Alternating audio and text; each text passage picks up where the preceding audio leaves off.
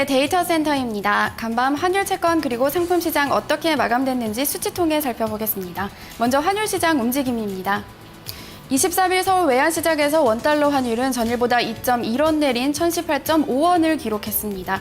월날 수출업계들의 내고 물량이 쏟아져 나오면서 원달러 환율 하락 압력으로 작용했습니다. 또한 어제 일본과 중국에서 경제 지표들이 발표가 됐는데요. 예상보다 양호한 흐름 보이면서 원달러 환율 하락 압력으로 작용했습니다. 이어서 뉴욕 외환시장으로 넘어가 보겠습니다.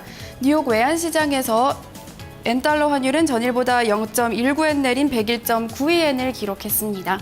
달러 유로 환율은 0.0006달러 오른 1.3603달러를 기록했습니다. 이날 엔화와 유로화는 모두 달러화에 비해 강세를 나타냈는데요. 이날 달러가 약세를 나타냈기 때문입니다. 함께 살펴보면 주요 6개국 통화 대비 달러 가치 나타내주는 달러 인덱스는 전일보다 0.14% 오른 80.33을 기록했습니다.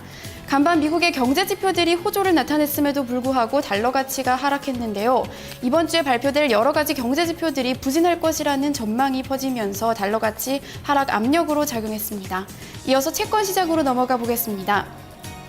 이날 채권 시장에서 국채 가격은 미국 경제 지표가 호조를 보이면서 하락했습니다.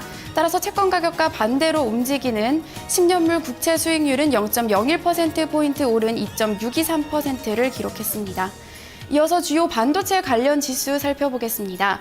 필라델피아 반도체 지수는 전일보다 0.36% 오른 633.13을 기록했고요.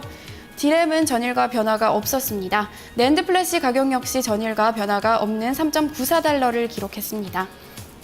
이어서 상품 시장으로 넘어가 보겠습니다. 그동안 이라크발 우려로 급등했던 상품 시장이 다시금 안정되는 모습을 보였습니다. 먼저 에너지 가격 살펴볼 텐데요. 뉴욕 상업거래소에서 8월물 WTI 가격은 전일보다 0.6% 내린 배럴당 106.17달러를 기록했습니다. 이 미국이 본격적으로 이라크 사태에 대한 중재에 나서면서 이 사태가 해결될 수 있다는 기대감이 커지고 있습니다. 존 케리 미국 국무장관은 이라크 지도자들을 만나며 적극적인 태도로 중재에 나서고 있다는 보도가 나왔는데요. 따라서 이 같은 보도가 유가 하락 요인으로 작용했습니다. 또한 전날 발표됐던 이 유로존 경제 지표들이 부진했던 건 역시 유가 하락 요인이었습니다. 이어서 천연가스 가격 살펴보겠습니다. 1.54% 내린 4.48달러를 기록했습니다. 이어서 주요 귀금속 가격 살펴볼 텐데요.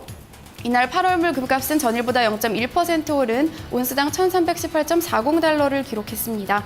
이라크발 우려가 지속되며 금값이 소폭 상승했는데요. 하지만 앞서 말씀드린 것처럼 이 미국이 중재에 나섰다는 기대감으로 상승폭은 소폭 제한되는 모습이었습니다.